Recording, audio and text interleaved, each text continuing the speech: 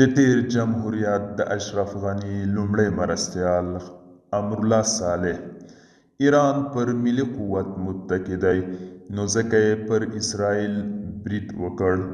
سلام، وخت مو بخیر. پام وکړئ د نن ورځې تازه خبر ته.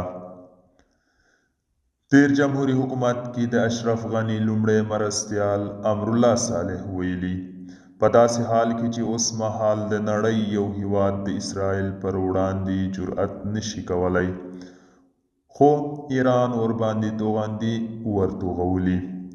د صالح په خبره دا ښیي چې ایران پر ملي قوت زیات متکی دی.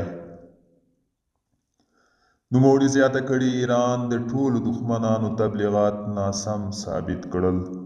د یادونې ده چې ایران تېره شپه پر اسرائیل نږدې 400 توغندي ور وتوغول.